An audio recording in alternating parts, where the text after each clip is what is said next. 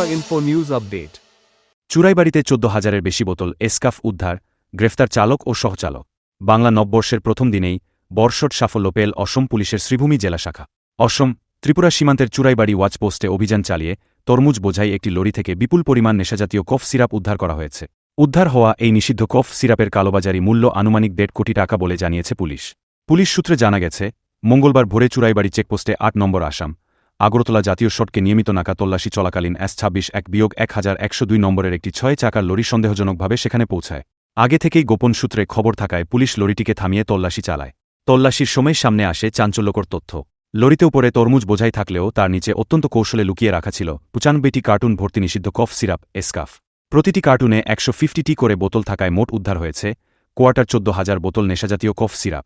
এই ঘটনায় লরির চালক নজরুল ইসলাম এবং সহচালক মুসলেম মিয়াকে আটক করেছে পুলিশ। প্রাথমিক তদন্তে জানা গেছে, চালকের বাড়ি অসমের বরপেটা জেলায় এবং সহচালকের বাড়ি ত্রিপুরার সিপাহীজলা জেলার মেলাঘর এলাকায়। ঘটনা প্রসঙ্গে শ্রীভূমি জেলার অতিরিক্ত পুলিশ সুপার অনির্বাণ শর্মা জানান, রুটিন তল্লাশির সময় এই বর্ষট সাফল্য আসে। উদ্ধার হওয়া কফ সিরাপের কালোবাজারি মূল্য প্রায় 1.5 কোটি টাকা। এগুলি গুয়াহাটি থেকে আগরতলার উদ্দেশ্যে পাচার করা হচ্ছিল। তিনি আরও জানান, মাদক নিয়ন্ত্রণ আইনে ইতিমধ্যেই একটি মামলা রুজু করা হয়েছে। ধৃতদের জিজ্ঞাসাবাদ করে আন্তঃরাজ্য পাচার চক্রের সঙ্গে জড়িত অন্যান্যদের খোঁজ চালানো হচ্ছে। পাশাপাশি লরির মালিককেও সমন পাঠানো হবে এবং কোথা থেকে এই মাদকদ্রব্য লোড করা হয়েছিল তাও খতিয়ে দেখা হচ্ছে।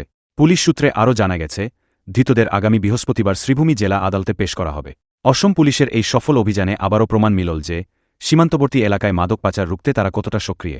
পুলিশের পক্ষ থেকে স্পষ্ট জানানো হয়েছে, ভবিষ্যতেও এই ধরনের অভিযান আরও জোরদার করা হবে এবং কোনোভাবেই নেশাজাতীয় সামগ্রী রাজ্যের ভিতরে বা বাইরে পাচার হতে দেওয়া হবে না। বাবার নাম আব্দুল সালাম। গাড়িটা কোথেকে নিয়ে আইছো? গুয়াহাটি। কই যাবে? আগরতলা। কি আছিল গাড়িতে? গাড়িতে আমার তো মুসলিম তরমুজ থাকে বলে মুসলিম আর তরমুজের লগে এটি কিটা? নেওয়ার পরে দিশাবেলাম এর আগে তুমি জানো না? এটি কই লিয়ে হইতে স্যার? মুসলিম মিয়া এ জানে কইলে MIA মিয়া বয়স কত? বাড়ি কোন জায়গা? বাড়ি মোহন। আসাম না ত্রিপুরা? ত্রিপুরা। কোন ডিস্ট্রিক্ট? শিবাজলা ডিস্ট্রিক্ট। গাড়িটা কোথেকে নিয়ে আইছো? গুয়াহাটি। কই জায়গায়? কি মাল আছে গাড়িতে? তরমুজ আর কইছিল বই অনেক তো তরমুজটি কই নামাইবা?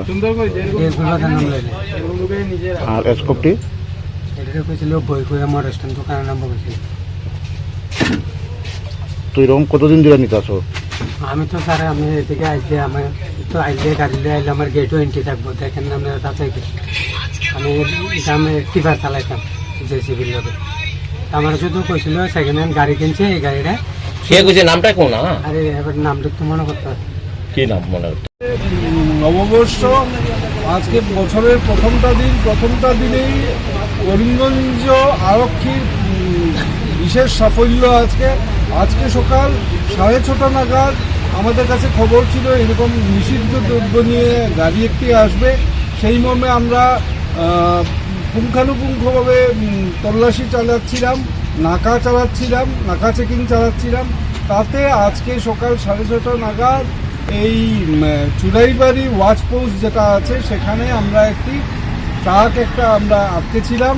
সেটা তল্লাশি চালাতে ট্রাক ভর্তি ছিল তরমুজ, ফল তরমুজ। তার ভেতরে আমরা পেয়েছি 14,250 বোতল ব্যান্ড যেটা নিষিদ্ধ কোডেইন কাপ সিরাপ। সেটা আমরা জব্দ করেছি, যথাবিহিত আইনি ব্যবস্থা নিচ্ছি। ড্রাইভার করায়ত্ত হয়েছে, হ্যাঁ মানে সহচালক যেমন করায়ত্ত হয়েছে এবং আইনগত NDPS অ্যাক্ট মতো আইনগত ব্যবস্থা নেওয়া হচ্ছে। সরকার তথা অসম আরক্ষীর যেটা ড্রাগস বিরোধী আন্দোলন চলছে, অব্যাহত আছে, নিরন্তর চলছে, অব্যাহত থাকবে। আমরা কোনো মতেই কোনো ড্রাগস আমাদের অঞ্চল দিয়ে আর সরবরাহ করতে দেব না, আসতেও দেব না, যেতেও যাব না। এই জন্য আমরা কন্টিনিউয়াস চেষ্টা করছি আর চালিয়ে যাব। স্যার এগুলির কালোবাজারে মূল্য কত হতে পারে? কালোবাজারে মূল্য আমরা দেখেছি পার বোতল 1000 রুপিস, 1000 টাকা। সুতরাং 14,250 বোতল মানে অলমোস্ট 1.5 কোটি টাকার নিষিদ্ধ কোকেন কাপসের আজকে জব্দ হয়। ধৃত তো এনডিপিএস এগুলোতে যে যে ধারা লাগাতে লাগে সেগুলো লাগিয়ে কেস নেওয়া হবে, সহচালকের এগেনস্টে নেওয়া হবে, গাড়ির মালিককে আমরা সামন করবো, ওনার ইয়ে করবো এরকমভাবে। প্লাস কোথার থেকে লোড হয়েছে, কোথায় যাচ্ছিল কোন দিকে যাচ্ছিল, ত্রিপুরার দিকে। সুতরাং কোথা থেকে লোড হয়েছে সেগুলো আমরা খবর নেব, কোথায় লোড হয়েছে, কার থ্রুতে হচ্ছে, এসব আমরা এই সমস্ত পুঙ্খানুপুঙ্খভাবে ইনভেস্টিগেশন চালাবো এবং দোষীদেরকে উপযুক্ত শাস্তি দেওয়ার ব্যবস্থা আমরা করব। দিক থেকে আসছিল, ত্রিপুরা যাচ্ছিল, এই অবস্থায় আমরা চুড়াইবাড়িতে আটক করে তল্লাশি চালিয়ে পেয়েছি। To Tripura Info and press the bell icon so that you never miss any latest updates and news on Tripura.